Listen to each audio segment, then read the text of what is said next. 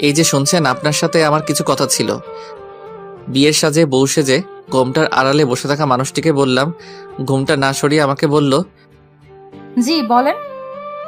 শোনেন, আমার এই বিয়েতে একদম মত ছিল না। শুধুমাত্র আব্বুর কথার জন্য এই বিয়ে করতে রাজি হয়েছি। আমি আমার কথা থামিয়ে দিয়ে বলল, ও অন্য কাউকে ভালোবাসেন, তার সাথে আমাকে মিলিয়ে দিতে হবে নাকি তার জন্য আপনাকে ছেড়ে চলে যেতে হবে? আপনি যা বলবেন তাই হবে।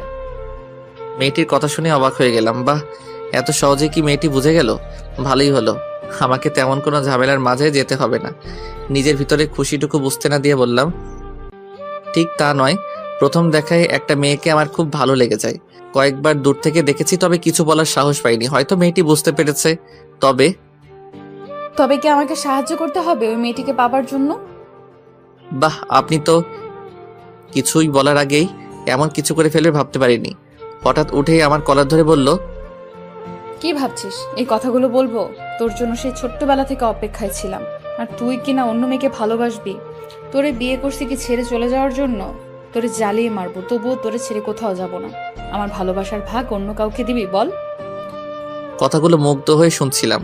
এতক্ষণ কি বললো আমি কিছু শুনতে পারিনি। আমি তো সেই মানুষটিকে খুঁজে পেয়েছি। সেই মায়াবী চোখগুলো, যে চোখগুলোর নেশায় প্রথম দেখায় পড়ে যায়। যা নিচে গিয়ে ঘুমা, আমার সাথে তোর ঘুমাতে হবে না। কথাগুলো বলেই নিচে বালিশ চড়ে ফেলে দিল। তখন যেন বাস্তব জগতে ফিরে আসলাম। ওনার দিকে তাকিয়ে বললাম, আরে আপনি, আমি তো আপনাকে। ওই আমাকে কি এখন শুধু শুধু ভনিতা করতে হবে না। যা নিচে ঘুমা, আমার ঘুম পাচ্ছে, আমি ঘুমাবো। আরে কথাটা তো শুনবেন। কি কথা সকালে শুনবো, এখন ঘুমাবো। আর কোনো কথা বলার সুযোগ না দিয়ে শুয়ে পড়ল। আমি ঠাই জায়গায় দাঁড়িয়ে রইলাম। এতদিন শুনেছি মানুষ নিজের পায়ে কুড়াল দেয়, আর আজ আমি তার প্রত্যক্ষ প্রমাণ হয়ে রইলাম। নিজের পায়ে নিজে কুড়াল দিয়ে আঘাত করলাম। আজকে আমার বাসর রাত, তবে এটাকে বাসর রাত না বলে শাস্তির রাত বা অন্য কিছু রাত বললেও হয়তো ভুল হবে না। বাসর ঘরে অনেকটা জোর করে আমাকে পাঠিয়ে দেওয়া হলো। যদি এই বিয়েতে আমার একদম মত ছিল না, অনেকটা ইচ্ছের বিরুদ্ধে বিয়ে করতে হয়েছে। একসময় মেয়েদের বলতে শুনতাম, বিয়েতে মত না থাকা সত্ত্বেও বাবা মা বা ফ্যামিলি জোর করে বিয়ে দিয়ে দেয়। এই প্রথম মনে হয় আমি কোনো পুরুষ যে বিয়েতে ইচ্ছে না থাকা সত্ত্বেও বিয়ে করতে হয়েছে। আম্মুকে অনেকবার বলতে গিয়েও বলতে পারিনি যে আমার এই বিয়েতে মত নেই, আমি বিয়ে করব না। কিভাবে বলবো? সেই ছোটবেলা থেকে আব্বু আম্মুর কাছে যা চেয়েছি তাই পেয়েছি, কখনোই আমাকে ফিরিয়ে দেয়নি। সেদিন হঠাৎ আব্বু আমাকে এসে বলল, তোর সাথে আমার কিছু কথা আছে। আব্বুকে হঠাৎ আমার রুমে দেখে কিছুটা অবাক হয়ে গেলাম। এই অসময়ে আমার রুমে কেন আব্বু? আব্বুকে বললাম, আব্বু কি কথা? আমার দিকে তাকিয়ে যা বললো তা শোনার জন্য মোটেও প্রস্তুত ছিলাম না।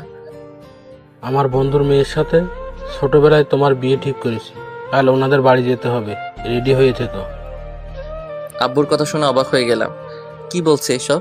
আমার বিয়ে, অথচ আমি ঠিক জানি না। কথাগুলো বলেই আব্বু চলে যায়।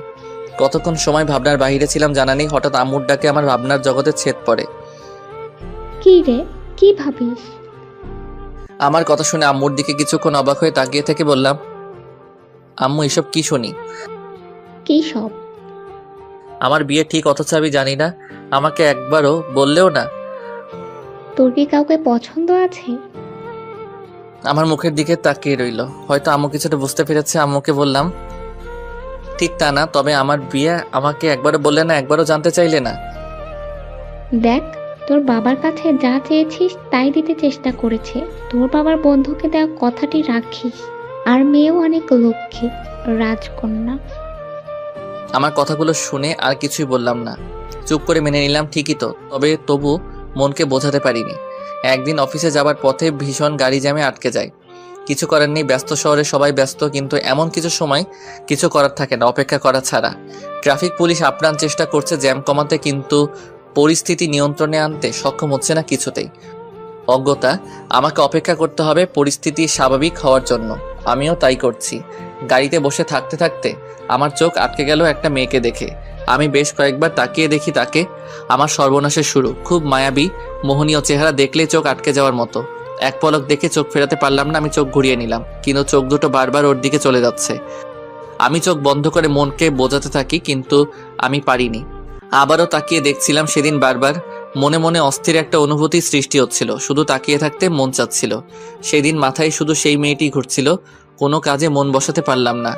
বেশ কিছুদিন ধরে তার সাথে আর দেখা হয়নি, তাই আমি অনেকটা স্বাভাবিক হয়ে আবার কাজে মন দেই। কিন্তু আবার একদিন বাস স্ট্যান্ড থেকে মোড় ঘুরতে মেয়েটিকে দেখি, সম্ভবত বাসের জন্য অপেক্ষা করছে। আবার আমার মন মাথা সব আকৃষ্ট হয়ে গেল ওর প্রতি। আমি নিজেকে কন্ট্রোল করতে পারছিলাম না কোনোভাবেই। আমি ভাবলাম এই মোহ ত্যাগ করতে হবে। ও নারী মোহিনী, মায়ার জালে জড়িয়ে লাভ নেই। আমি অন্য রোড দিয়ে চলাচল করতাম দেখা হবার ভয়ে। আধা ঘন্টার রাস্তা 1.5 ঘন্টায় যেতে হতো, তবুও তাই যেতাম। কিন্তু লাভ হলো না, মনও এক পলক দেখার জন্য পাগল হয়ে থাকতো। আমার চোখ দুটো সবসময় ওকে খুঁজে ফিরত। জীবনে দেখা শ্রেষ্ঠ অপরিচিতাকে আমি বোধহয় ভালোবেসে ফেলেছিলাম, বুঝতে পারলাম। সেই শ্যামলা গায়ের রং, টানা টানা চোখ আমাকে পাগল করে তুলল। না দেখলে ভীষণ অসহ্য শূন্যতার সৃষ্টি হতো হৃদয়ে। আরও কয়েকদিন দেখা হয়ে গেল। একদিন সাহস করে কাছে গিয়েও যাওয়া হলো না, তবে মেয়েটিকে ফলো করা হতো। হঠাৎ আব্বু সেদিন এসে আমার বিয়ের কথা জানালো। সেদিনই আমার ভালোবাসার ইতি ঘটে গেলেও মনে মনে অনেকবার খুঁজতে গিয়েছি যেন। তাই ভেবেছিলাম বাসরাতে হবু বউকে বলে যদি কিছু করতে পারি। ওনাকে বিয়ে করার সময় নামটি পর্যন্ত ছাড়া আর কখনোই দেখিনি। এখন নামটাও মনে নেই, কখনো দেখতেও ইচ্ছে হয়নি। আমার মন সবই তো নিয়ে নিল অন্য কেউ। তবে ভাগ্যক্রমে ওনাকেই যে বিয়ে করতে হবে জানা ছিল না, আর আমিও ওনাকে না দেখে বিয়ে করে নিলাম। আজকেও প্রথমে না দেখে সবগুলো কথা বলে ফেললাম। নিজের পায়ে কুড়াল মারা যাকে বলে, তাই বাধ্য হয়ে সোফাতেই শুতে হলো। ভাবতে ভাবতে কখন যে ঘুমিয়ে পড়লাম জানি না। হঠাৎ সকালে মুখে পানির স্পর্শ পেয়ে জেগে উঠলাম। তাকিয়ে দেখি সেই মেয়েটি যেন দাঁড়িয়ে আছে আমার চোখের সামনে। আমি কি স্বপ্ন দেখছি নাকি বাস্তব? ওগো অপরিচিতা, যদি স্বপ্ন দেখি তাহলে জাগিয়ে দাও। আর যদি কিছু বলার আগেই হুঙ্কার দিয়ে বলল, স্বপ্ন দেখা বার করছি। আমারে রেখে অন্য মেয়ের প্রেমে যান। আবার উনি রাতে স্বপ্নেও দেখেন ওই মেয়েকে। রাতে একবার বলছি এখন থেকে আমি ছাড়া অন্য কোনো মেয়েকে লাইফে আসবে না, আর উনি স্বপ্ন দেখেন। আরে ওনার কথা শুনে তো আমি তাজ্জব হয়ে গেলাম। কি বললাম আর কি বলেন উনি? চারদিকে তাকিয়ে কি যেন খুঁজতে লাগলো। তখন আমি ওনাকে বললাম, ওই যে শোনেন। আমার দিকে ফিরে তাকিয়ে বলল, ওই যে কি? আমার কি ওই যে নাম? নাকি আমার কোনো ভালো নাম নেই? বাবারে, এ আমি কাকে বিয়ে করলাম? প্রথম রাত থেকেই আমার উপর অধিকার নিয়ে কথা বলা শুরু করলো। একটা ভুলের জন্য শাসন করা বলা শুরু করলো। ওই বেটা, চুপ করে আছিস কেন? আমার কথার উত্তর দিস না কেন? ওনার কথা শুনে চিন্তা ভাবনা থেকে দূরে সরে গেল। আমতা আমতা করে বললাম, না মানে না মানে কি? সত্যি করে বল। ওনার কথা শুনে মনে হচ্ছে কোনো ডাইনির সামনে দাঁড়িয়ে আছি। কোনো রকমে ভয় পেয়ে বললাম, না মানে এই বিয়েতে মত ছিল না, তাই আপনার ছবিও দেখা হয়নি। যদিও বড় আপি ছবি দিয়েছিল, রাগে সেই ছবি দেখা হয়নি আর নামটাও জানা হয়নি। আমার কথা শেষ না হতেই হুঙ্কার দিয়ে উঠল। কি বললি? ওনার রাগ দেখে মনে হচ্ছে আমি শেষ। এ কোন মেয়েরে বাবা? হঠাৎ করে আমার মুখের কাছে এসে বলল, বিয়েতে যখন মত ছিল না তখন আগে বলিস নাই কেন? ওনার কাছ থেকে একটু দূরে সরে গিয়ে বললাম, আব্বুর মুখের দিকে চেয়ে উনি আমার সব ইচ্ছে পূরণ করেছেন। ছেলে হয়ে আমি এই ইচ্ছেটা কেন পূরণ করব না? হয়েছে, থাক। এত বড় বড় ডায়লগ দিতে হবে না। বাবার ইচ্ছে পূরণ করতে গিয়ে হবু বউয়ের চেহারা তো দূরের কথা, নামটাও জানা হয়নি। কি সাধু রে! ওনার কথা শুনে একটু রাগ হয়ে গেলাম। ওনার দিকে রেগে তাকিয়ে বললাম, ওই যে আমি কিন্তু অমন ছেলে না। আর আমি আমার কথা শেষ না হতেই থামিয়ে দিয়ে বলল, কেমন ছেলে? হ্যাঁ, আপনার বিয়ে ঠিক হয়েছে জেনেও অন্য মেয়েকে কেন ভালোবাসলেন? আগে বুঝতে পারলেন না? এখন আসছেন উনি আবার আমার ভাগ অন্য কাউকে দিতে। এইসব ভাগটাক আমি দিতে পারবো না।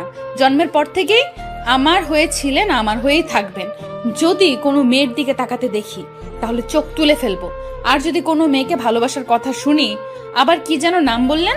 ও মনে পড়েছে, অপরিচিতা। তাহলে কেটে কুচি কুচি করে রোদে শুকিয়ে রাখবো। আর আমার একটা ভালো নাম আছে, সেই নামে ডাকবেন। কথাগুলো একদমই বলে শেষ করলো। মনে মনে বলতে লাগলাম, বাবারে বাবা, এ কেমন মেয়ে, এত কথা জানে আমার দিকে তাকিয়ে উনি বললেন, ওই বেটা, মনে মনে কি কথা বলিস? যা বাবা, উনি কি আবার মনের কথা বোঝেন নাকি? না মানে আমি কি জানতাম আপনি সেই অপরিচিতা? যদি জানতাম তাহলে তো আরো আগেই। তাহলে কি? আর আপনি করে কাকে ডাকিস? না তেমন কিছুই না, আমি অপরিচিতাকে আগেই বলে ফেলতাম ভালোবাসি, তাহলে এত কষ্ট করতে হতো না, আরো আগেই অপরিচিতাকে নিয়ে আসতাম। ওই যে মিস্টার, ডায়লগ বাদ দেন। ওইসব কথা বলে মন গলানো যাবে না। আমি ভালো করেই জানি আপনি যে অন্য মেয়েকে পছন্দ করেন, ভালোবাসেন। এখন ফ্রেশ হয়ে নিচে আসেন খাবার খেতে। আর যদি ঘরের কথা না বুঝেন, আপনি আপনার মতো থাকবেন, আমি আমার মতো। যদি ভুল করে উল্টাপাল্টা কিছু করতে চান তাহলে মাইরা ফেলবো। যান, তাড়াতাড়ি রেডি হয়ে আসেন। আর হ্যাঁ, আমাকে অপরিচিতা ডেকে লাভ নেই। ওনার কথা শুনে আমার মাথা ঘুরছে। বাবারে বাবা, এত কথা বলতে পারে! আমি কিন্তু আমাকে থামিয়ে দিয়ে বলল, আবার কিসের কথা? যেতে বলছি না? আর কোনো কথা না বলে বাধ্য ছেলের মতো চলে গেলাম ফ্রেশ হতে। ওয়াশরুমের দরজার কাছে যাওয়ার পর ডাক দিয়ে বললাম, ওই যে ম্যাম। আমার নাম কিন্তু ম্যাম না, জান্নাতুল সুলতানা বনি। আর আপনাকে বনি বলেই ডাকতে বলেছি। নামটা বলে রেগে আমার দিকে তাকাতেই বললাম, দেখতে তো আমার অপরিচিতা রাজকন্যার মতোই, যাকে চেয়েছিলাম ভাগ্যক্রমে পেয়ে গেলাম। আমি ওইসব বনি টনি ডাকতে পারবো না, আমি সবসময় অপরিচিতা বলেই ডাকবো। অপরিচিতা রূপেই আমার চোখের সামনে এসে হাজির হয়েছেন, আর মুখখানা এমন পেতনির মতো করে রাখেন কেন, একটু হাসতে পারেন না? আমার কথা শেষ না হতেই তাকিয়ে দেখি রাগে ফুঁসছে। হাতের কাছে থাকা টেবিল থেকে ছোট্ট ফুলদানি নিল। অবস্থা বেগতিক দেখেই দরজা আটকিয়ে দিলাম। বাহির থেকে অনেকগুলো কথা শুনলেও হাসতে হাসতে আমি শেষ। সত্যি ভাগ্যে আমার লেখা ছিল অনেক কথা বলা। প্রথম দিনেই কেমন অধিকার নিয়ে শাসন করা শুরু করলো। তবে একটু চিন্তায় আছি কিভাবে ওনাকে বুঝাই যে আমার অপরিচিতা উনি ছিলেন। আবার কি যে নাম বলবো? ও বনি, অনেক সুন্দর নামেই তো। দূর, ওইসব নামে ডাকতে পারবো না, জান্নাত বলেই ডাকবো। ফ্রেশ হয়ে খাবার টেবিলে গেলাম। সবাই আমার জন্য অপেক্ষায় ছিল। আমাদের বাড়িতে সবাই একসাথে খাওয়া দাওয়া করে। আমাদের বাড়িতে আমি, বড় আপু অবশ্য বেড়াতে এসেছেন আমার বিয়ে উপলক্ষে। বাবা, মামা, ছোট চাচু আর কাকিমা। ছোট কাকা ডাক্তার আর কাকিমা স্কুলের টিচার। ওনারা একে অপরকে অনেক ভালোবাসেন। সেই কলেজ জীবন থেকে তাদের সম্পর্ক শুরু। পরে আব্বু সব জেনে ওনাদের বিয়ে দিয়ে একসাথে বেঁধে দিলেন। ওনাদের দেখে মাঝে মাঝে খুব হিংসে হয়। একটু পরপরই ঝগড়া শুরু হয়ে যায়, আবার পরক্ষণেই মিল হয়ে যায়। কেউ কাউকে ছাড়া এক মুহূর্ত থাকতে পারে না। খাবার টেবিলে আসতে না আসতেই আপু আমাকে বলল, কিরে, তোর কি ঘুম ভাঙতে চায় না? আমার একমাত্র বড় আপু, আমার একমাত্র আপু না বলে যদি বলি আমার একমাত্র শত্রু তাহলে ভুল হবে না। জন্মের পর থেকে আমার পিছনে লেগে থাকে, সারাদিন শাসন করতে চাইবে, আর আমি কিছু বলতে গেলেই ঝগড়া বাঁধিয়ে বাড়ি মাথার উপর তুলে রাখবে। বাড়ির একমাত্র মেয়ে বলে সবার আদরের। মাঝে মাঝে মনে হয় আমার থেকেও বেশি আদর করে। আপু আমাকে সবসময় বলে আমাকে নাকি কুড়িয়ে আনা হয়েছে। এই নিয়ে সে কি ঝগড়া হতো। আপুর বিয়ে হওয়ার পর একটু রেহাই পেলাম, না হয় সারাদিন লেগেই থাকতো। বিছানা কেন অপরিষ্কার, বইগুলো কেন এলোমেলো, আর এত দেরিতে কেন ঘুম থেকে উঠি। বিয়ের পর বরের বাড়ি চলে গেলে অনেক মিস করি, এখনো মিস করি আপুর সাথে ঝগড়াগুলো, শাসনগুলো, কোনো কিছু খাওয়া নিয়ে মার খাওয়া। মাঝে মাঝে আপুর কাছে চলে যাই, আবার ঝগড়া করে চলে আসি। আপুর কথা শেষ না হতেই বললাম, আমার বাড়ি যা খুশি করব, তোর কি? যা, বেড়াতে এসেছিস, বেরিয়ে তোর বরের বাড়িতে যা। কথা শেষ না হতেই আম্মু বলল, তোদের আর ছেলে মানুষই গেল না, এখন চুপ করে খা। আম্মুর কথা শেষ না হতেই ছোট কাকিমা বলল, আকাশের খাওয়া বন্ধ, আমার একমাত্র মেয়েকে এই কথা বলল। এখন তো দায়িত্ব রাখার মানুষ এনেছি, দরকার হয় পিটিয়ে মানুষ করবে। জান্নাতের দিকে তাকিয়ে বলল, কি পারবে না মা এই বান্দরটাকে মানুষ করতে? কাকিমার কথা শুনে পেতনি হাসি দিল আমার দিকে তাকিয়ে।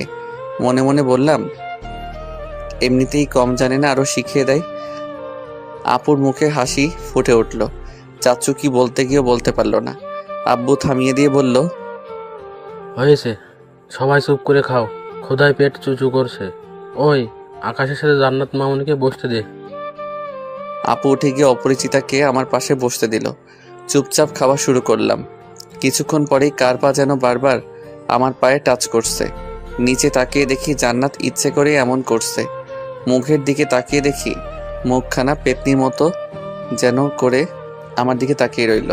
পা দেখে মনে মনে ভেবেছিলাম, যাক তাহলে সব ঝামেলা শেষ। তাই মুখের দিকে যখন তাকাতে যাব সেটা বুঝেই যেন পেতনির মতো করে রেখেছে। কি মেরে বাবা! খাওয়া শেষ না হতেই জান্নাতের বান্ধবীরা দেখতে আসলো জান্নাতকে। জান্নাতের সাথে সেদিন দেখা সেই মেয়েটিকেও দেখলাম। যাক তাহলে যদি কিছু বলতে পারি। জান্নাতের 5 বান্ধবী আসলো, সবার সাথেই কুশল বিনিময় করলাম, সবার খোঁজ খবর নিলাম। সেখানে ফর্সা করে একটা মেয়ে ছিল। আমাকে দুলাভাই ডেকে হাত মেলাতেই হাত বাড়িয়ে দিল। ভদ্রতার জন্য আমিও হাত বাড়িয়ে দিলাম। যদিও কখনো কোনো মেয়ের সাথে তেমনভাবে কথাও বলা হয়নি কখনো। হাত ধরে জান্নাতের দিকে তাকিয়ে বুঝলাম অনেক বড় কিছু একটা হতে চলেছে। জান্নাত আমার দিকে রাগী চোখে তাকিয়ে ওর বান্ধবীদের বলল, তোরা বস, আমি চা করে নিয়ে আসি। যাওয়ার আগে তার বান্ধবীর দিকে তাকিয়ে বলল, যেভাবে ধরে আছিস যেন চুম্বকের মতো আমার বরের কাছে আসতে চাইছিস। হাতটা এখন ছাড়। জান্নাতের কথা শুনে আমি কিছুটা লজ্জা পেয়ে মাথা নিচু করে ফেললাম। তখন তার বান্ধবী বলল, কেন, ভাগ নিলে কি কম পড়বে? ভুলেও ওই কথা বলবি না, কখনোই ভাগ দিব না। আমার দিকে তাকিয়ে বলল, ওই উপরে আসতে একটু কাজ আছে, তোরা বস, আমি চা করে নিয়ে আসি। জান্নাতের কথা শুনে রুমে আসতেই সেই ফুলদানি হাতে নিয়ে বলল, ওই তো সমস্যা কি? জান্নাতের দিকে তাকিয়ে দেখি আমার দিকে তাকিয়ে আছে, চোখের পাতা ফেলারও নাম নেই। জান্নাতের কথা শুনে যতটা না অবাক হলাম তার থেকে বেশি ভয় পেলাম তার হাতে ফুলদানি দেখে। আবার কি না কি করে বসে। জান্নাতের দিকে ভয়ে ভয়ে তাকিয়ে বললাম, আমি আবার কি করলাম? কি করিস নাই মানে? সুন্দরী মাইয়া দেখলেই কি হাত ধরতে মন চায়? রাগে চোখ মুখ লাল করে বলল। জান্নাতের কথা শুনে এতক্ষণে রহস্য বুঝতে পারলাম। ওর বান্ধবীর হাত ধরার জন্যই এমন করছে। আমার কথার উত্তর দিস না কেন? আমি কি ইচ্ছে করে হাত ধরলাম? আপনার বান্ধবী তো হাত বাড়িয়ে দিল। আমার কথা শুনে জান্নাত প্রচণ্ড রেগে গেল। ফুলদানি দিয়ে মাথায় বাড়ি দিতে গিয়েও আবার কি মনে করে আঘাত করলো না। ফুলদানি রেখে আমার কলার ধরে মুখ কাছে এনে বলল, ওই বেটা, হাত বাড়িয়ে দিতে বললেই কি তুই ধরতে দিবি?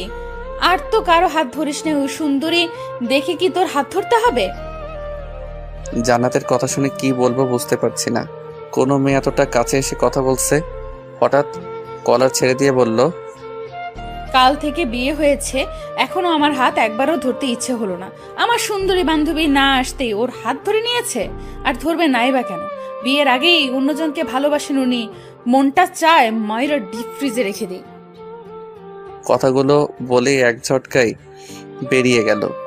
জান্নাতের এমন আচরণে আমি অবাক হয়ে গেলাম। নিজের কাছেই বড্ড খারাপ লাগছে। সেদিন যদি দেখে নিতাম তাহলে হয়তো এমনটা নাও হতে পারত। জান্নাতকে যেন আমি একটু বুঝতে পারছি না। একে আকাশে রোদের খেলা, আবার যেন মেঘের ছায়া। কখন কি হয় কি জানি। আনমনে দাঁড়িয়ে দাঁড়িয়ে কথাগুলো ভাবছিলাম। তখনই আমার শত্রু কোথায় থেকে এসেই বলল, কিরে, এমন দেবদাস সেজে দাঁড়িয়ে আছিস কেন? জান্নাতের বান্ধবীরা এসেছে, যা তাদের সাথে আড্ডা দে। আপুর কথা শুনে প্রচণ্ড রাগ উঠে যায়। এমনিতেই আসি প্যারার মাঝে, আর উনি আসছেন আরও মজা করতে। প্রচণ্ড রেগে গিয়ে বললাম, ওই তোর কি বেড়ানো শেষ হয় নাই? বিয়ে খাইতে আইসা বরকে নিয়ে কি ঘর জামাই থাকার ইচ্ছা? যা শ্বশুরবাড়ি যা। আমার কথা শুনে আপু কি যেন খুঁজতে লাগলো। আমার আর কিছুই বোঝার বাকি নেই। আপু তার সেই প্রধান অস্ত্র খুঁজতে শুরু করলো। এই সময় আপুর হাতে ঝাড়ুর বাড়ি খাওয়ার ইচ্ছে নেই, তাই দৌড়ে বেরিয়ে পড়লাম।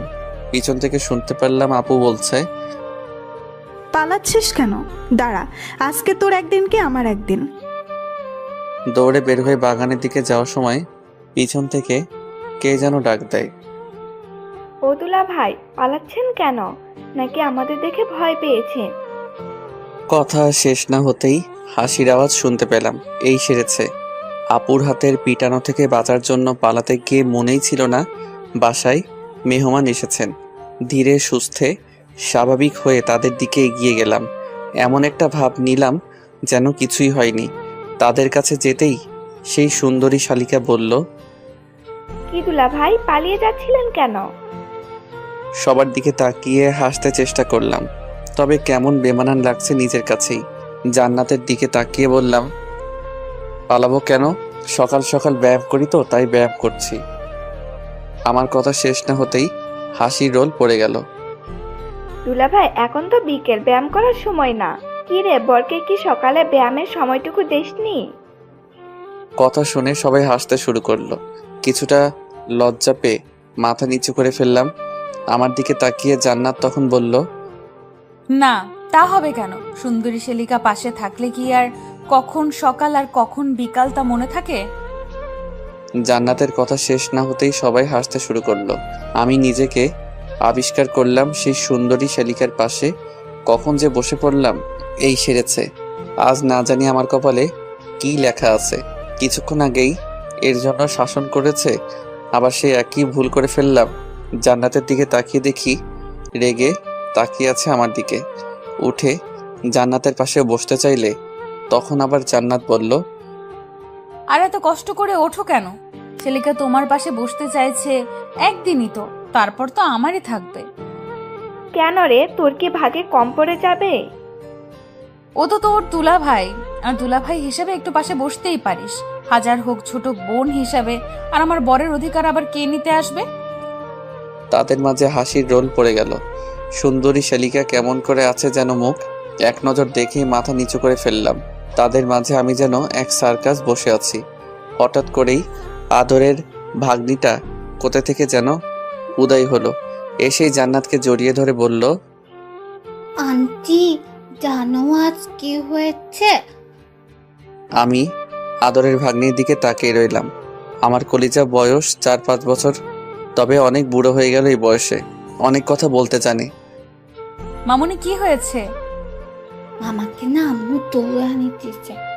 আম্মুকে কি যেন বলেছে, আর আম্মু আর কিছু বলার আগেই বুঝতে অসুবিধা হলো না কি বলতে চাচ্ছে। এই পাকনি বুড়িটা তাহলে সব দেখেছে। এক ঝাটকে উঠে গেলাম। ও যদি কিছু বলে তাহলে আমার মান সম্মান শেষ। তাই কিছু বলার আগেই ওর মুখ ধরে বললাম, আম্মু কিছুই হয়নি, তোমাকে বিকালে ঘুরতে নিয়ে যাব, অনেক আইসক্রিম কিনে দিব। ওই, তুমি ওর মুখ ধরলে কেন? ও কি বলতে চায় বলতে দাও। মনে মনে বলতে লাগলাম, আর কিছুই বলে আমার মান সম্মান শেষ করতে হবে না। ও তো কিছুই বলবে না বলেই করে করে দিয়ে সেখান থেকে নিয়ে আসলাম। পাকনি বুড়িটা মুখ থেকে একবার হাত ফুসকে যাবার পর বলতে লাগলো, না, আমি বলবো, আমাকে ছেড়ে দাও মামা। আর কিছু বলতে না দিয়ে আইসক্রিমের লোভ দেখিয়ে নিয়ে আসলাম। সেই যাত্রায় বেঁচে গেলাম। বিকেল বেলায় জান্নাত আর তার বান্ধবীদের নিয়ে ঘুরতে বের হলাম। এই এলাকায় আব্বুকে সবাই সম্মান করেন। আমাদের পরিবারের সবাইকে চিনেন। যে কোনো বিপদে আব্বু তাদের বিপদে এগিয়ে আসেন। রাস্তা দিয়ে হাঁটার সময় জান্নাতের পাশে সবসময় আদরে ছোট্ট আম্মু, আপু আর অপরিচিতের বান্ধবীর মনে। আমি আর জান্নাত পিছনে পিছনে হাঁটছি, দুজনেই চুপচাপ। কারো মুখে কোনো কথা নেই। অনেকবার কথা বলতে গিয়েও কিছু বলতে পারিনি। আবার যদি কিছু মনে করে আর কি বলবো সেটাই ভেবে পাচ্ছি না। হঠাৎ জান্নাত দাঁড়িয়ে যায়। জান্নাত দাঁড়িয়ে যাওয়ার পর আমিও সাথে সাথে দাঁড়িয়ে যাই। জান্নাতের দিকে তাকিয়ে এই প্রথম বললাম, কি হলো, দাঁড়িয়ে পড়লেন যে? আমি কি কোনো মূর্তির সাথে হাঁটছি যে কোনো কথা বলতে জানে না? সারাটি রাস্তায় একটা কথাও বলেনি। আর আমার হাত কি এতই নোংরা যে ধরা যাবে না? না দেখতে এতটাই বাজে? কথাগুলো শুনে জান্নাতের চোখের দিকে তাকিয়ে দেখি পানি জমে আছে, যেন হয়তো অভিমান করে আছে। কোনো কিছু না ভেবেই সরাসরি হাত ধরে ফেললাম। জান্নাতের ঠোঁটের কিনারায় হাসি ফুটে উঠল মুহূর্তেই। জান্নাতের হাত ধরতে না ধরতে হঠাৎ পাকনা বুড়িটা চিৎকার দিয়ে বলল, আম্মু দেখো, মামা হাত ধরেছে আন্টি। আমাকে ছাড়া কারো হাত ধরতে দেব না। আমার হাত ধরনি কেন? কথাগুলো বলেই আপুর হাত থেকে ছুটে এসে হাত ছাড়িয়ে নিল জান্নাতের। সবাই আমাদের দিকে তাকিয়ে মুচকি মুচকি হাসতে শুরু করলো। আপু অনেক বুঝিয়ে কিছু বলতে পারলো না। অজ্ঞতা এক হাত জান্নাতকে ধরে অন্য হাতে মামুনিকে ধরলাম। জান্নাত আমার দিকে তাকিয়ে মুচকি মুচকি হাসতে শুরু করলো। সারা রাস্তায় দুষ্টুমি করে আসলো মামুনি। একবার এ হাত ধরে আবার একটু পর অন্য হাত ধরে। জান্নাত তার কাণ্ড দেখে হাসতে থাকে। সন্ধ্যার দিকে বাসায় ফিরে ফ্রেশ হলাম। জান্নাতের বান্ধবীরা চলে যায়। রাতে খাওয়া দাওয়া শেষ করে ঘুমাতে গেলাম। বিছানায় উঠতে না বসতেই জান্নাত বলল, কি আপনি উপরে কেন? সোফায় গিয়ে ঘুমান। মানে সোফায় কেন ঘুমাবো? আমি তো আমি তো কি? ও হাত ধরতে দিলাম বলেই কি এইখানে ঘুমাতে হবে? সোফায় গিয়ে ঘুমান। আর রাস্তা দিয়ে আসার সময় এত এদিক ওদিক তাকাতে হয় কেন? আমি আবার কখন তাকালাম? ও মনে করেছেন আমি কিছু দেখিনি? রাস্তার ওই পাশের বাড়ির দিকে তাকিয়েছিলেন কেন? জান্নাতের কথা শুনে অবাক হয়ে তাকিয়ে রইলাম ওর মুখের দিকে। আশ্চর্য, মেয়েটি আমার দিকে সবসময় নজর রাখে নাকি আমি কখন কি করি? আজব তো, ওই বাড়ির দিকে তাকানোর সাথে কি সম্পর্ক আছে যে আমি বিছানায় ঘুমাতে পারবো না, আমাকে সোফায় ঘুমাতে হবে? আমি পারবো না সোফায় ঘুমাতে, অনেক ঘুম পাচ্ছে, আমি এখানেই ঘুমাবো। বিছানায় উঠতে উঠতে কথাগুলো বললাম জান্নাতকে। হঠাৎ পিছন থেকে পায়ে টান দিয়ে ধরে আমাকে নিচে ফেলে দিতে চেষ্টা করলো। জান্নাতের এমন আচরণে অবাক না হয়ে পারলাম না। জান্নাতের দিকে তাকাতেই দেখতে পেলাম রাগের কারণে চেহারায় মুখের আবাটুকু আরো আকর্ষণীয় হয়ে উঠেছে। অনেক সুন্দর দেখাচ্ছে। অপরূপভাবে তাকিয়ে জান্নাতের সেই রূপটুকু দেখতে লাগলাম। মেয়েদের রাগলে এত সুন্দর দেখায় জানা ছিল না। সম্পর্ক আছে বলেই তো জানতে চেয়েছি। ওই বাড়ির ছাদে যে মেয়েটি দাঁড়িয়েছিল তার দিকে কেন তাকিয়েছিলেন? আর কতজনের দিকে অমনভাবে তাকিয়ে থাকেন? শরীরে এক ফোঁটা শক্তিও যেন নেই, তবে মুখে অনেক শক্তি আছে যেন। তাই মুখের শক্তি ব্যবহার করেই আমাকে কথাগুলো বলল। জান্নাতের দিকে তাকিয়ে দেখি রেগে ফুলে আছে। অনেক ভালোই লাগছে। ইচ্ছে করে আরেকটু রাগ বাড়িয়ে দিতে ইচ্ছে হলো। আশ্চর্য, আমি কি ওই মেয়ের দিকে তাকিয়েছিলাম নাকি? চেহারা দেখেছেন ওই মেয়ের? কত বড় আমার থেকে। তবে কি? প্রচন্ড রেগে আমার দিকে তাকিয়ে প্রশ্নটা ছুড়ে দিল। জান্নাতের চোখে কেমন রাগের আভাটুকু ফুটে উঠেছে। রাগলে মেয়েগুলোকে মনের সব থেকে সুন্দর দেখায়। জান্নাতের চোখগুলো যেন নেশা ধরিয়ে দিবে। জান্নাতের দিকে তাকিয়েই আছি, চোখ সরাতে পারছি না। সেদিন প্রথম ওই চোখগুলো দেখেই জান্নাতের প্রেমে পড়ে গিয়েছিলাম। কি হলো, কথার উত্তর দিচ্ছে না কেন? হঠাৎ জান্নাতের ধমক শুনে বাস্তব জগতে যেন ফিরে আসলাম। এখন কিছু বলতে পারবো না, ঘুম পাচ্ছে, কাল সকালে বলবো। কথাগুলো বলেই ঘুমানোর জন্য ফিরে তাকালাম। হঠাৎ হুঙ্কার দিয়ে উঠল, আমার কথার উত্তর না দিলে এখন তোর মাথা ফাটিয়ে দিব। তবে কি ওই বাড়িতে আর কি, ওই বাড়িতে সুন্দর একটা মেয়ে আছে, অনেক ভালোই লাগে। মাঝে মাঝে আমার সাথে কথা বলে। তাকিয়েছিলাম যদি ছাদে দেখতে পাই। এখন ঘুমাবো, ডিস্টার্ব করবেন না তো? প্রচন্ড বিরক্ত ভাব নিয়ে জান্নাতের দিকে তাকিয়ে কথাগুলো বললাম। আমার কথা শুনে জান্নাত কেমন জানি চুপ হয়ে গেল। কোনো সারা শব্দ পাচ্ছি না। মনের মাঝে কেমন সন্দেহ হলো। এই কয়েক ঘন্টায় ওকে যতটুকু জেনেছি ও চুপচাপ থাকার মেয়ে না। তাহলে কি মজা করতে গিয়ে বেশি কিছু বলে ফেললাম? জান্নাতকে এক নজর দেখার জন্য বালিশ থেকে মাথা উঠালাম। তখন জান্নাতকে দেখে আমার পানি তৃষ্ণা পেয়ে গেল। জান্নাত টেবিল থেকে সেই কলমদানি একবার হাতে নিল। আবার কি মনে কলমদানি রেখে পাশে আপেল কাটার জন্য ছুরি রেখেছিলাম, কি মনে করে সেই ছুরিটা হাতে নিল। ঝড় আসার সময় কিছুক্ষণ আগে যেমন সবকিছুই নীরব থাকে, তেমনি জান্নাতের চুপ করে থাকা দেখে বুঝতে অসুবিধা হয়নি আমার উপর দিয়ে কি ঝড় আসবে। জান্নাত দীর্ঘ মনোযোগ দিয়ে ভালো করে একবার ছুরি দেখছে আর একবার আমাকে দেখছে। অবস্থা দেখি সুবিধার না, তাই এক ঝটকায় উঠে দরজার দিকে দৌড় দিলাম। জান্নাত আবার কখন কি করে বসে। কোনো রকমের রুম থেকে বের হয়ে সোজা আপুর রুমে এসে হাজির। জান্নাত আমাকে পিছনে তাড়া করতে করতে আসলো। তবে ভাগ্য ভালো ছিল বলেই আপুর রুমের দরজা খোলা পেলাম। কোনো রকমে ভিতরে ঢুকেই দরজা লাগিয়ে দিলাম। ওই দরজা লাগিয়ে দিলি কেন? আর এমন ভাবে দৌড়ে আসলি কেন? আমাকে দেখে আপু কথাগুলো বলল। একটু দম নিয়ে আপুকে বলতে যাব, তার আগেই জান্নাত আপুকে ডাকছে। আপু আমাকে কয়েকবার দরজা খুলে দিতে বলে। এদিকে হাঁপিয়ে ওঠার জন্য কথা বলতে পারছি না। অন্যদিকে দরজার সামনে এমনভাবে দাঁড়ালাম যেন কেউ দরজা খুলে না দিতে পারে, জান্নাত যেন ভিতরে আসতে না পারে। আমি যতটুকু অপরিচিতাকে বুঝতে পেরেছি, এখানে আসলে জান্নাত না জানি কি করে বসবে। আপু দরজা খোলেন। আমাকে কয়েকবার বলার পর যখন দরজা খুলে দিচ্ছি না, তখন আপু নিজেই উঠে আসে। তুই সত্য দরজা খুলে দিতে বলছি খুলে দিচ্ছিস না, আবার কোনো কথাও বলছিস না। সর। আমি তো দরজা না খুলে দেওয়ার জন্য দাঁড়িয়ে আছি। কয়েকবার দরজা খোলার জন্য আমাকে ধাক্কা দিল, আমার সরার নাম নেই। আপু দরজা খুলবি না? একটু সময় নিয়ে কথাটা বললাম। উফ, কি ভয়টাই না পেলাম। আমার কথা শুনে আপু আমার মুখের দিকে তাকিয়ে রইল। দরজা খুলবো না মানে? সেই কখন থেকে জান্নাত দরজা খুলে দেওয়ার জন্য ডাকছে। কথাগুলো বলে আমার দিকে আপু তাকিয়ে রইল, যেন চিড়িয়াখানার কোনো জন্তু আমি। এই আপু দরজা খোলেন তো। জান্নাত যখন আবার আপুকে ডাক দিল, তখন আপু আমাকে ধাক্কা দিয়ে সরিয়ে দিয়ে দরজা খুলে দিল। দরজা খোলার সাথে সাথেই জান্নাত রুমের ভিতর এসে ঢুকলো, আমার দিকে তাকিয়ে রইল।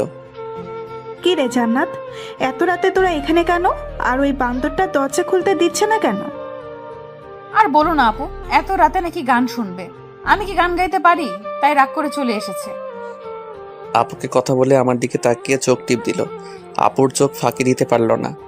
জান্নাতের কথা শুনে মনে হচ্ছে যুগ যুগ ধরে আপুকে চিনে, অথচ আমার জানা মতে মাত্র কিছুদিন হলো চেনা পরিচয় আপুর সাথে। জান্নাত এই রূপ দেখে অবাক হয়ে গেলাম। ক্ষণিক সময়ের মাঝে কেমন পরিবর্তন হয়ে যায়। একটু গান শুনলেই হয়, বেচারা ভাইটা আমার গান শুনতে চেয়েছে। আচ্ছা আপু শোনাবো। এই যে স্যার, রুমে চলেন। ভাই আমার যা, আমি বলে দিয়েছি গান শোনাবে না। এত রাগ করতে হবে না। এই জান্নাত আমার ভাইটিকে গান শোনাবা কেমন? আচ্ছা আপু।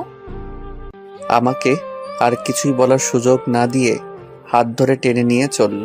আমি বাধ্য ছেলের মতো চললাম। রুমে আসার সাথে সাথেই দরজা আটকিয়ে আমার কলার ধরে ফেললো। ওই, তোরে না বলছি এখন থেকে আমি ছাড়া তোর লাইফে আর কেউ থাকবে না? তুই এই মাইয়ারে দেখার জন্য তাকিয়েছিলি, তাই না? কথাগুলো বলার সময় অনেকটা কাছে চলে আসে। নিজেকে একটু দূরে সরিয়ে দিতে বৃথা চেষ্টা করলাম। আরে আমি তো এমনি বললাম, আর ওই বাড়িতে কোনো মেয়ে নাই। কোনো রকমের কথাগুলো বললাম। আমার কলার ধরে আরো কাছে টেনে নিয়ে গেল। তোরে আমি অনেক ভালো করেই জানি। আর যদি কোনো মেয়ের দিকে তাকাবি না বা কোনো মেয়ের নাম মুখে নিবি, তাহলে আজ শেষবারের মতো ক্ষমা করলাম। আর আপুর রুমে কি, যেখানে যাবি আমি সেখানেই যাব। যা নিচে ঘুমা এখন। কোনো কথা না বলে বাধ্য ছেলের মতো সোফার মাঝে গিয়ে শুয়ে পড়লাম। কি মেয়ে রে বাবা, এরকম দজ্জাল মেয়ে আর কোনোদিনও যেন কারো ভাগ্যে না জোটে। জান্নাতকে কয়েকবার দেখার বৃথা চেষ্টা করে আবার শুয়ে পড়লাম অন্যদিকে ফিরে। কখন ঘুমিয়ে পড়েছি ভাবতে ভাবতে খেয়াল নেই। হঠাৎ করেই বাহির কোথায় যেন বজ্রপাতের শব্দ হলো। কে জানি আমাকে ঝাপটে ধরল। প্রচন্ড ভয় পেয়ে গেলাম। কে কে এই বলে চিৎকার করে উঠলাম। এই ভিতর ডিম। চিৎকার দিবে না, বাহিরে অনেক ঝড় বৃষ্টি হচ্ছে। আমার অনেক ভয় করে একা ঘুমাতে। ঝড় বৃষ্টির মাঝে অনেকক্ষণ ধরে বসে আছি, এত ডাক দিলাম মরার মতো ঘুমাচ্ছে। কে কে? ও জান্নাত। কেন গলার আওয়াজ শুনে চিনতে পারো না? অন্য কেউ ভেবেছিলে আসবে? আমি ভীতু ডিম হলে আপনি কি নিজে ভয় পেয়ে আবার অন্যজনকে বলে ভিতর ডিম? কথা কম বলে কি উপরে যাবেন আমার সাথে ঘুমাতে, নাকি এইখানে আমিও ঘুমাবো? অনেক ভয় হচ্ছে। জান্নাতের কথা শুনে প্রচন্ড হাসি পাচ্ছিল। কোনো রকমে হাসি আটকিয়ে রাখলাম। চলেন। জান্নাতকে নিয়ে উপরে এসে শুলাম, তবে মাঝখানে অনেকটা দূরত্ব রেখে চুপ করে শুয়ে থাকলাম। ইচ্ছে হচ্ছিল আমার জান্নাতকে বুকের মাঝে নিয়ে ঘুমাতে, তবে সেই সাহসটুকু নেই। তাই অন্যদিকে ফিরে শুয়ে আছি। অনেক রাত হয়ে গেলেও চোখে ঘুম নেই। ঘুমটুকু যেন হারিয়ে গেল। অনেক ভাবনারা যেন মাথায় এসে হাজির হলো। আমি কি দেখতে এতটাই বাজে যে আমার দিকে ফিরে ঘুমানো যায় না? আমার একটু জড়িয়ে ধরা যায় না? জান্নাতের কথা শুনে চমকে উঠলাম। মেয়েটি এখনো ঘুমায়নি। জান্নাতের দিকে ফিরে তাকালাম। না মানে না মানে কি? বললাম যে ঝড় বৃষ্টির মাঝে ভয় হয়, একটু জড়িয়ে ধরলে কি হয়, ভিতর ডিম একটা। কথাগুলো বলে নিজে এসে আমাকে জড়িয়ে ধরলো। কিছুটা অবাক হলাম। আমিও জান্নাতকে বুকের মাঝে জড়িয়ে ধরলাম। মনের ইচ্ছাটা না চাইতেই পূরণ হয়ে গেল। জান্নাতকে বুকের মাঝে নিয়ে ঘুমিয়ে পড়লাম। সকালবেলায় জান্নাতের ডাকে ঘুম ভাঙলো। জান্নাতের দিকে তাকিয়ে আছি, অনেক সুন্দর দেখাচ্ছে জান্নাতকে, যেন এক রহস্যময়ী। এই যে কয়টা বাজে সেই খেয়াল আছে? জান্নাতের কথা শুনে ধ্যান ভাঙলো আমার। জান্নাতের কথা না শুনে হাত বাড়িয়ে ধরতে যাব, খবরদার একদম টাচ করবে না। ফ্রেশ হয়ে খাবার টেবিলে যান। কয়েক পা পিছিয়ে আমাকে কথাগুলো বলেই রুম থেকে বেরিয়ে গেল। আমাকে আর কোনো কথা বলার সুযোগ দিল না। জান্নাতের কথা ভাবতে ভাবতে আবার কখন ঘুমিয়ে পড়লাম জানি না। হঠাৎ করে চিৎকার শুনে ঘুম ভেঙে গেল। চোখ খুলে তাকিয়ে দেখে ছোট মামুনি দাঁড়িয়ে আছে। মামুনির পাশেই জান্নাত দাঁড়িয়ে আছে, দেখে মনে হচ্ছে রেগে আছে। মামা তুমি এখনো শুয়ে আছো কেন? উঠো তাড়াতাড়ি। এই তো উঠছি। কে বললো শুয়ে আছি? কিছু আনতে এখনো শুয়ে থেকে বললো উঠে পড়েছে। জান্নাত মামুনির হাত ধরে চলে যেতে লাগলো আর বলল, তবে আমার কি, কারো কি জানার দরকার যে কারোর জন্য এখনো না খেয়ে আছি? জান্নাতের কথা শুনে বুঝতে পারলাম এখন রাগ করে আছে, আমার জন্য না খেয়ে আছে। এই শোনো, আমি এখন উঠছি। তোর উঠতে হবে না, শুয়ে থাক। আমার বয়ে গেছে তোর জন্য এতক্ষণ না খেয়ে থাকতে। আমি খেয়ে নিচ্ছি, আজ তোর খাওয়া বন্ধ। জান্নাত কথাগুলো বলে চলে গেল। একবারও পিছন ফিরে তাকালো না।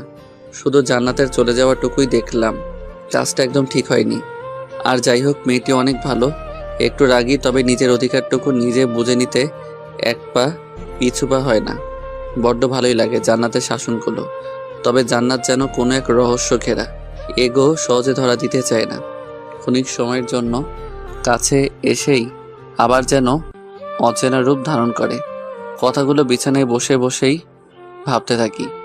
গতকাল মেয়েটির অন্য রূপ, আর আজ সকালে অন্য রূপ, তবে অভিমানের রূপ। ভাবতেই আনমনে হেসে উঠলাম। কিরে, এখনো বসে আছিস? তোর জন্য জান্নাত না খেয়ে বসে আছে। হঠাৎ করে কথা শুনে যেন কল্পনার জগতে ছেদ পড়ল। তাকিয়ে দেখি আপু আমার রুমে আস্তে আস্তে কথাগুলো বলল। না আপু, এই তো এখনই রেডি হয়ে আসছি। তুমি খেয়েছো? তুই এখনো মানুষ হলি না, বাদল কোথাকার। মেয়েটি অভিমান করে বসে আছে তোর সাথে খাবে বলে, আর তুই এখনো শুয়ে আছিস। কয়টা বাজে সে খেয়াল আছে তোর? সরি আপু, তুমি খেয়ে নিয়েছো? এই বাসায় তোরে ছাড়া কখনো খেয়েছি? যা তাড়াতাড়ি ফ্রেশ হয়ে খাবার টেবিলে চলে আয়। এসে তোর অপরিচিতার রাগটুকু ভাঙা। কিরে, আবার কোন ভাবনা জগতে ডুব দিলি? ক্ষুধায় পেট চুচু করছে, তাড়াতাড়ি আসবি কিনা বল। কিছু না আপু, তুমি যাও, আমি এক্ষুনি আসছি। আপুকে কথাগুলো বলেই ফ্রেশ হতে উঠে পড়লাম। ফ্রেশ হয়ে খাবার টেবিলে গিয়ে দেখি আপু আর ছোট আম্মু বসে আছে। আপু, জান্নাত কোথায়? আর সবাই কি খেয়ে নিয়েছে? আপুর দিকে তাকিয়ে কথাগুলো বলতে বলতে চেয়ার টেনে নিয়ে বসলাম।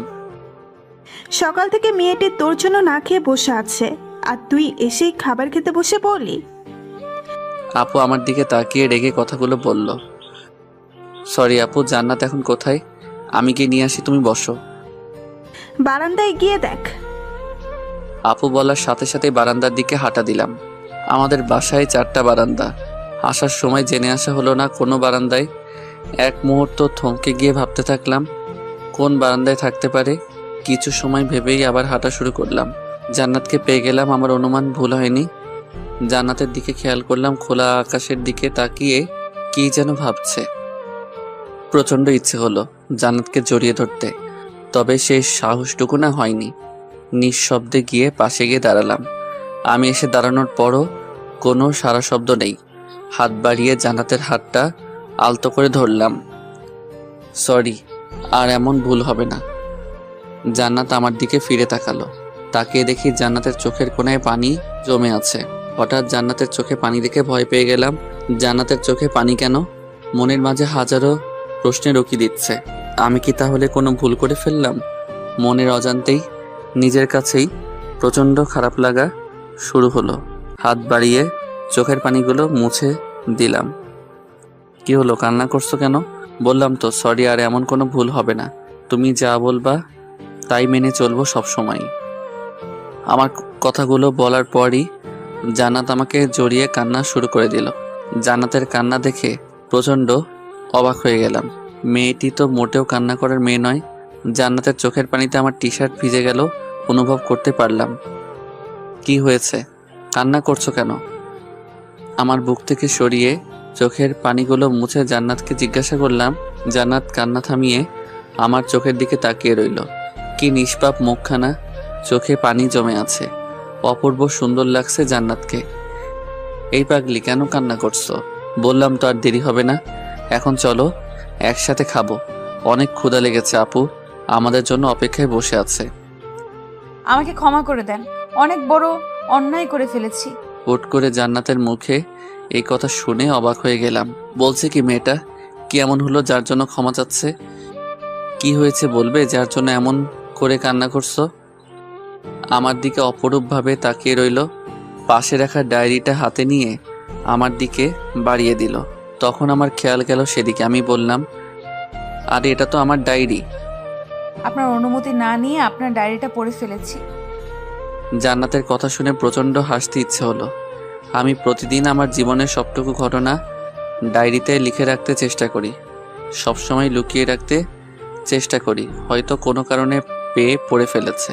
অন্যজনের কোনো ব্যক্তিগত জিনিস অনুমতি না নিয়ে পড়ে ফেলা অন্যায়। তবে বলল তো সেজন্য সে অনুতপ্ত। আর আমার ব্যক্তিগত তো সব কিছুই জান্নাতকে নিয়ে। আরে পাগলি, এতে কান্না করে কি আছে?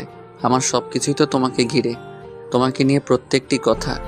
আর তুমি তো হলে আমার অপরিচিতা, তাহলে অপরিচিতা পড়বে না তো কে পড়বে?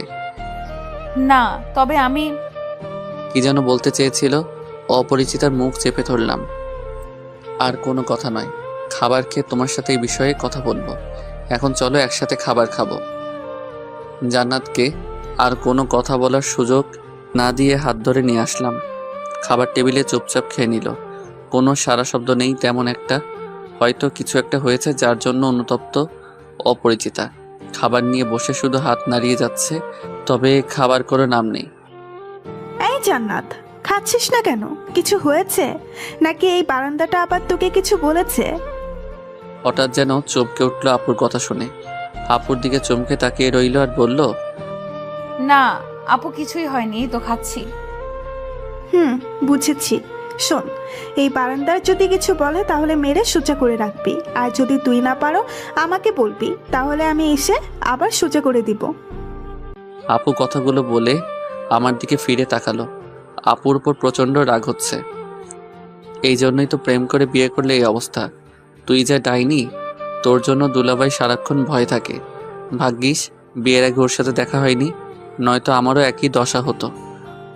হঠাৎ মুখ ফসকে অপরিচিতা নামটা বেরিয়ে যায়। আমাকে ভূত দেখার মতো তাকিয়ে রইল জান্নাত আমার দিকে। আপু আমার দিকে প্রচণ্ড রেগে তাকিয়ে রইল, যেন আমাকে গিলে খাবে। কি বললি তুই? আমি ডাইনি? মামুনি, ডাইনি দেখতে কেমন? ডাইনি কি? আপুর কথা শেষ না হতে ছোট মামুনি বলে উঠল। ওর কথা শেষ না হতেই আপু ধমক দিয়ে ওঠে। ওই, তুই চুপ করবি? এই বান্দরটার সাথে থেকে দিন দিন তুইও বাতরামি শিখছিস, আর তুই আমাকে ডাইনি বললি? আপুর ধমক খেয়ে কান্না শুরু করে দেয় মামুনি। জান্নাত উঠে গিয়ে কোলে নেয়। আর আপু যেই উঠে আমার দিকে এগিয়ে আসছে, খাবার ফেলে ভো দৌড়। এখন ধরতে পারলে খবর আছে। একবার দুলাভাই সামনে ডাইনি বলেছিলাম, সেই থেকে মাঝে মাঝে নাকি দুলাভাই সুযোগ পেলেই আপুকে ছাড় দেয় না। অবশ্য এর জন্য মাঝে মাঝে না খেয়ে থাকতে হয় দুলাভাইকে, বাহিরে ঘুমাতে হয়। তবে তাদের মাঝে যে সম্পর্ক, যে কেউ দেখে হিংসা করবে। দুজন দুজনকে অনেক ভালো বোঝে। সেই ভার্সিটি থেকে তাদের সম্পর্ক। একদিন আমাদের বাসায় এসে দুলাভাই ভুল করে ডাইনি বলে ফেলেছিল। সেদিন দুলাভাই সারা রাত বাইরে থাকতে হয়েছিল আর আমাকে হাসপাতালে পাঠিয়েছিল। এই ডাকটাই একমাত্র আপু শুনতে পারে না। আপু পিছনে পিছনে এসেও আমাকে ধরতে পারেনি, রাগে ফুলে আছে। গেট পেরিয়ে বাইরে সোজা চলে আসলাম। আমার খাবার খাওয়া হলো না, তবে জান্নাতের হাসিটুকু শুনতে পেলাম। সেই হাসিটুকু মন কাড়া ছিল। আপু শুধুমাত্র গেট টপকিয়ে বাইরে আসতে পারল না, জান্নাত বারান্দায় এসে অনেকবার যেতে বলল, তবে আপু ভয়ে আর যেতে সাহস হয়ে উঠছে না। হঠাৎ গেটের সামনে গাড়ি এসে দাঁড়িয়ে পড়ল। তাকিয়ে দেখলাম দুলাভাই।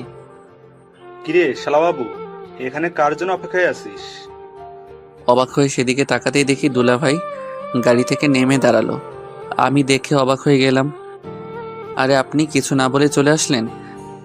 সারপ্রাইজ দিতে আসলাম, তবে তোমাকে দেখে আমি নিজেই সারপ্রাইজ হয়ে গেলাম। হাতে খাবার কেন? আর বইলেন না, আমার কপাল গুনে এমন একটা বোন পেয়েছি। আমার কথা শুনে দুলাভাই হাসতে শুরু করলো। আর আমার কপাল গুনে এমন একটা বউ পেয়েছি। এখন ভিতরে চলো। কলিং বেল দেওয়ার পর আপু দরজা খুলে নেয়। দুলাভাইকে দেখে অবাক হয়ে যায়। আরে তুমি কখন আসলে?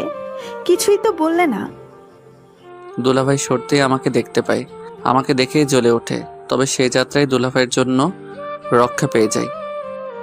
আরে সরো তো, আগে শালার বউকে দেখে আসি, পরে কথা বলি। বিয়েতে তো থাকতে পারিনি, ছবিও দেখতে দাওনি। তোমারে ছবি দেখতে দিব, আমারে ভালো করে জানি আমি। চলো, আমিও তোমার সাথে যাব। আপুর কথা শুনে দুলাভাইয়ের চেহারা কেমন হয়ে গেল। আপু সাথে নিয়ে চলল। আমার রুমের সামনে যেতেই জান্নাতের সাথে দেখা হয়ে গেল। আপু জান্নাতকে ডাক দিল। জান্নাত তখন রুমের ভিতরে যাচ্ছিল। আপুর কথা শুনে ঘুরে তাকালো। জান্নাত দুলাভাইকে দেখেই বহুত দেখার মতো চমকে উঠল। ভাইয়া, আপনি এখানে কেন আসলেন?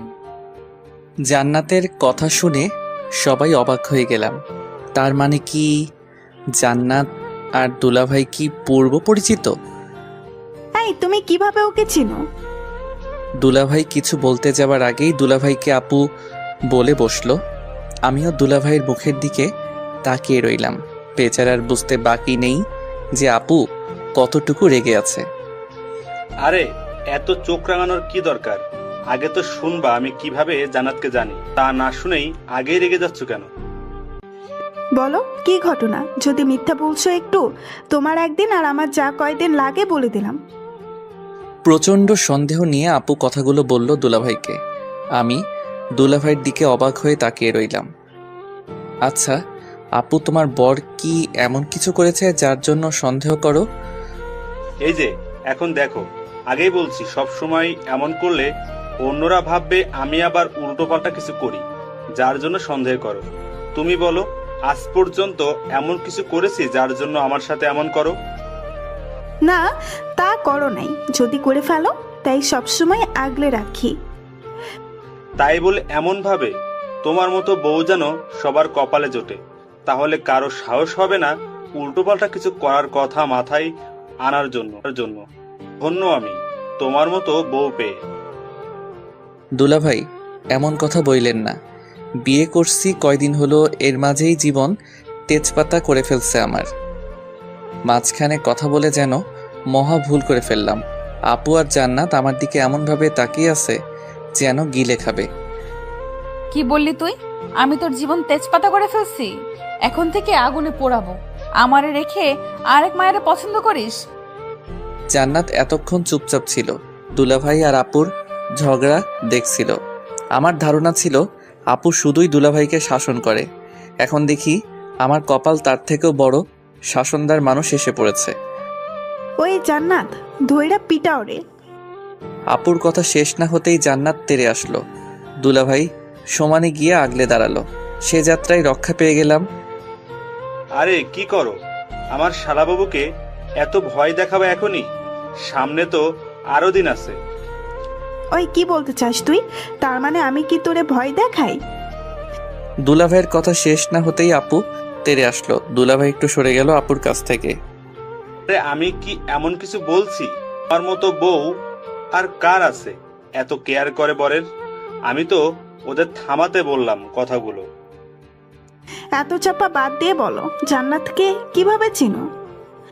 আমাদের মাঝে হট্টগোল শুনে আম্মু রুম থেকে দৌড়ে আসলো। আম্মুর সাথে সাথে ছোট কাকিও আসলো। কি রে, তোদের কি হয়েছে? এত চিৎকার কিসের? কিছু না আম্মা, এই তো একটু গল্প করছিলাম। ভালো আছেন? আম্মুকে কথাগুলো বলল দুলাভাই। আম্মুর সাথে কুশলাদি বিনিময় করলো। আমাদেরকে গল্প করতে সুযোগ দিয়ে তারা চলে গেল। জান্নাত আগে ছিল ছোট বোন, এখন হয়েছো আমার একমাত্র শালার বউ। চা করে নিয়ে আসো। তোমার হাতে তৈরি চা খেতে খেতে গল্প করি। দুলাভাই কথা শুনে জান্নাত চা করতে চলে যায়। আমরা গিয়ে সোফায় বসি। দুলাভাই ফ্রেশ হয়ে আসলো। কিছুক্ষণ পরে জান্নাত চা রেডি করে হাজির। আমাদের চা দিয়ে আমার পাশে বসলো জান্নাত। দুলাভাই আমার দিকে কিছুক্ষণ তাকিয়ে ভালোভাবে দেখলো। আমি তো অবাক হয়ে দুলাভাইয়ের দিকে তাকিয়ে রইলাম। তোমাকে আজ কিছু সত্যি কথা শোনাতে চাই, তবে আগেই বলে রাখি, এতে কিন্তু জান্নাতের কোনো দোষ নেই। বলা যায় মনের অজান্তেই ভুল করে ফেলেছে জান্নাত। দুলাভাইয়ের কথা শুনে আমি আর আপু অবাক হয়ে গেলাম। কি বলতে চাচ্ছে? কি এমন হয়েছে? একবার জান্নাতের দিকে তাকিয়ে দেখি জান্নাত মাথা নিচু করে বসে আছে। শোনো, তোমার আর জান্নাতের বিয়ের কথা আমরা কেউ জানতাম না, এমনকি জান্নাতও জানতো না। আমার কলিগ বলা যায়, একই সাথে চাকরি করি, আমার সাথে অনেক ফ্রি। হঠাৎ একদিন জান্নাতের কথা বলে, ওকে অনেক পছন্দ করে, আমাকে নিয়ে গিয়ে একদিন ওর ভালো লাগার কথা বলতে চাই। আমি ওর সাথে যাই, দুজনে টুকটাক কথা হয়েছে।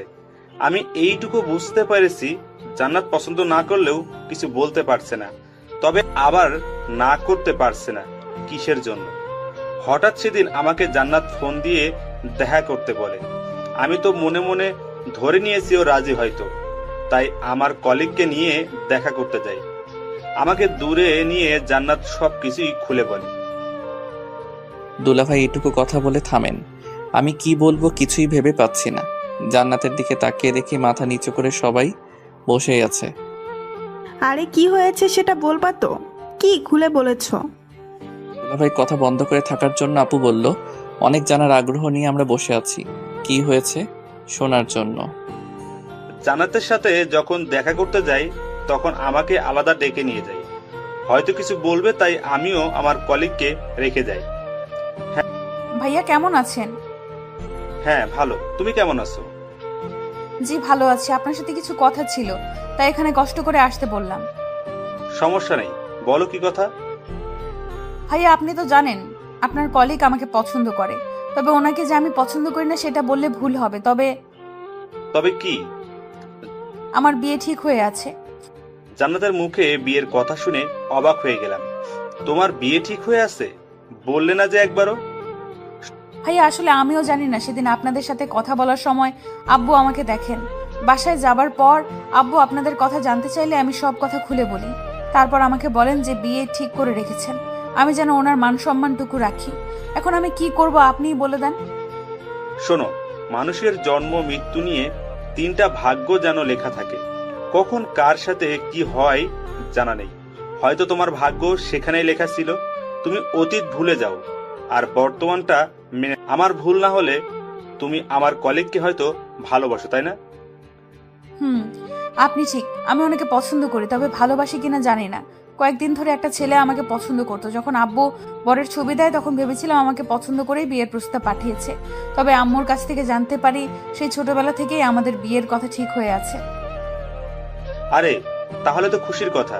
তুমি বর্তমানটাকে মেনে নাও। আমার বন্ধুকে বুঝিয়ে বলবো, আর আমাকে বিয়ের দাওয়াত দিতে আবার ভুলে যাবে না। জান্নাত আমার কথা শুনে হেসে ফেললো। ওর হাসিটুকু দেখে সত্যি খুব খুশি হয়েছিলাম। ভাইয়া অনেক কৃতজ্ঞ আপনার কাছে। আমি আসি তাহলে। সেদিন জান্নাতকে বিদায় দিয়ে আমার বন্ধুকে সব কথা খুলে বলি। ও সব শুনে মেনে নেয়। তারপর কাজের জন্য সে বাইরে চলে যায়, আর বিয়েতে আসতে পারেনি, আর ভাবতেও পারেনি জান্নাত হবে এই বাড়ির বউ। দুলাভাই কথাগুলো শোনার পর মাথা থেকে যেন দুশ্চিন্তা দূর হয়েছে। কি চিন্তাই না করেছিলাম। আপুর দিকে তাকিয়ে দেখি হাসি লেগে আছে মুখে। জান্নাত মাথা নিচু করে বসে আছে। কি হলো, এমন করে মাথা নিচু করে আছো কেন? আবার কি কাউকে পছন্দ করবে নাকি? আমার কথা শেষ না হতেই জান্নাত মাথা তুলে আমার দিকে তাকিয়ে আছে। চোখের কোণায় যেন পানি জমে আছে। হয়তো নিঃশব্দে কান্না করেছিল, তাই বুঝতে পারেনি। এই পেতনি, কান্না করার কি হলো? না মানে কি? কি ভাবছো? দুলাভাইয়ের কথা শুনে রাগ করবো? কিছু বলবো তোমাকে? মাথা নাড়িয়ে উত্তর দিল। আপু আর দুলাভাই আমার দিকে তাকিয়ে আছেন। হয়তো ভাবছেন কি বলবো আমি। শোনো, প্রত্যেকটি মানুষের ভালো লাগা মন্দ লাগা থাকতে পারে, কারো পছন্দ অপছন্দ থাকবে, কারো জীবনের অতীতের কোনো দুর্ঘটনা থাকতে পারে। তাই বলে অতীত নিয়ে বসে থাকলে তো হবে না, বর্তমানকে মেনে নিতে হবে। তুমি তো আর ইচ্ছে করে কোনো ভুল করনি, আমারও তো ছিল অতীত। কই, তুমি তো কখনো জানতে চাওনি। হ্যাঁ, তবে ভাগ্যক্রমে তোমাকে পেয়েছি। আমি জানতাম না এমন কিছু হবে। তোমার বর্তমানটাই আমার কাছে সব, আর তোমার ভবিষ্যৎটাই সব। অতীতে কি হয়েছিল কখনো জানতে চাই না, জানার কোনো ইচ্ছেও নেই। এই জন্য কি কান্না করতে হবে? যদি আমার লাইফেও এমন কিছু হতো তাহলে আমি কি করতাম? আমার কি হতো? সাবাস, এই না হলে আমার ভাই, আমিও এখন তোকে ক্ষমা করে দিলাম। আমার কথা শেষ না হতেই আপু বলে উঠল, ওই, আমি এমন কি করলাম যার জন্য তুমি আমাকে ক্ষমা করে দিলে না? আপুর কথা শেষ হতে আপুর কাছে দুলাভাই জানতে চাইলো, কেন মনে নেই সেদিন যে ফোনে কথা বললে? ওরে বাবা, ওইটা কতবার বলবো, ওইটা রং নাম্বার ছিল। আমি ইচ্ছে করে এমন করিনি। আর আমি কি তোমাকে ছাড়া অন্য কাউকে ভাবতে পারি? হয়েছে, থামো। যদি কোনোদিনও শুনি তো সেদিন দেখবে আমার রূপ কেটে ফেলবো একদম। আপু তোমরা ঝগড়া থামাবা? এত ঝগড়া করতে পারো তোমরা? তোমাদের কাছ থেকে তো আমরাও ঝগড়া। ব্যাস এইটুকু কথা বলেই থামিয়ে দিলাম। তাকিয়ে দেখি জান্নাত আমার দিকে রেগে তাকিয়ে আছে। আর কিছু বলার দরকার নেই, হিতে বিপরীত হবে। আমরা কি আপুর কাছ থেকে কি? জান্নাত প্রচন্ডভাবে রেগে তাকিয়ে আছে আমার দিকে। আরে আমি কি সেটা বলেছি নাকি আপু আর দুলাভাইয়ের মতো ঝগড়া করব? আমরা তো মিলেমিশে থাকবো, কোনো ঝগড়াই হবে না। আপু আর দুলাভাই আমার কথা শুনে আমার দিকে তাকিয়ে আছে।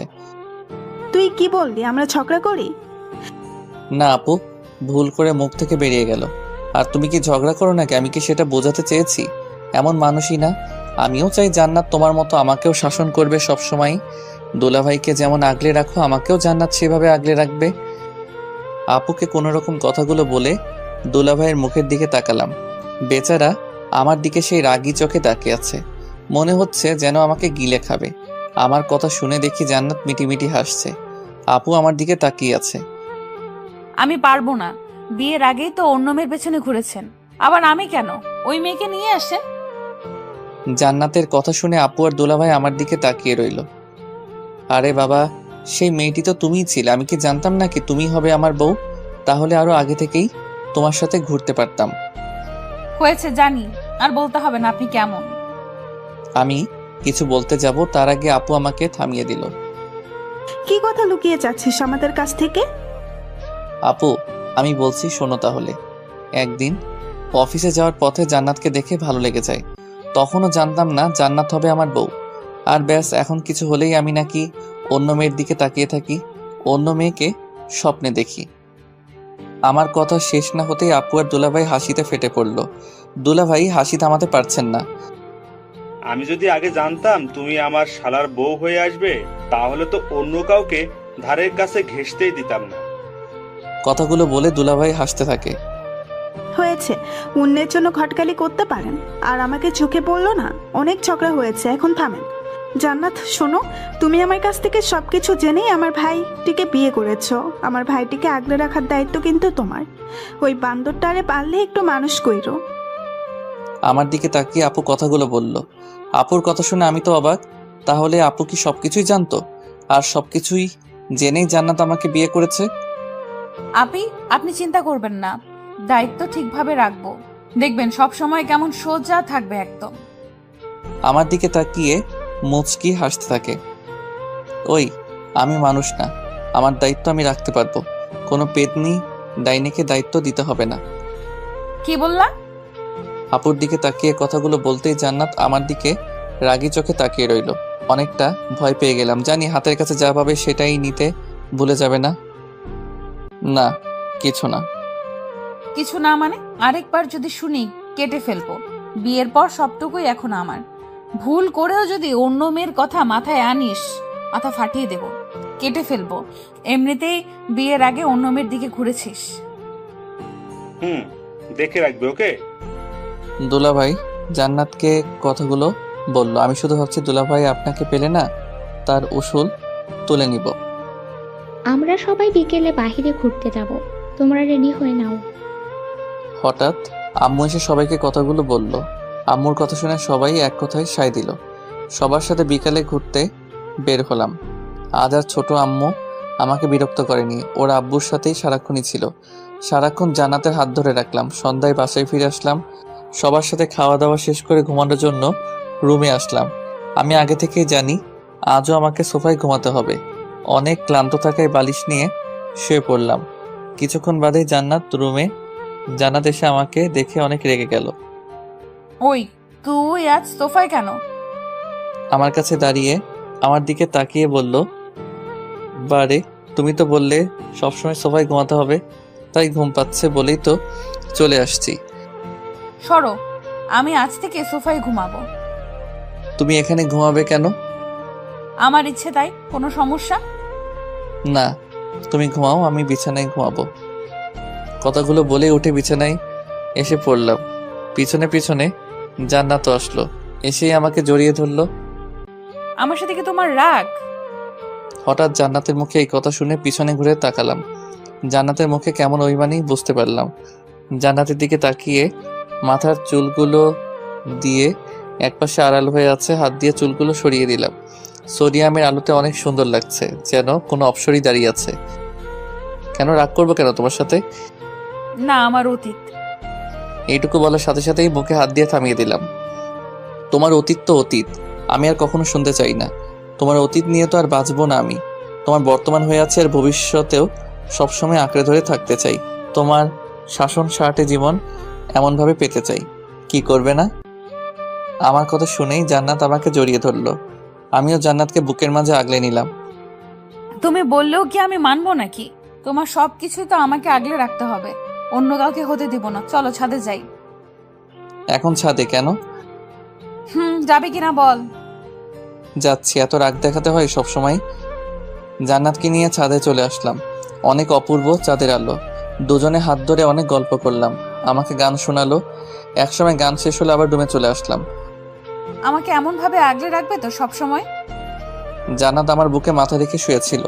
হঠাৎ মাথা তুলে আমার চোখের দিকে তাকিয়ে বলল কথাগুলো। কখনোই হারিয়ে যেতে দিব না, চাইলেও হারাতে পারবে না।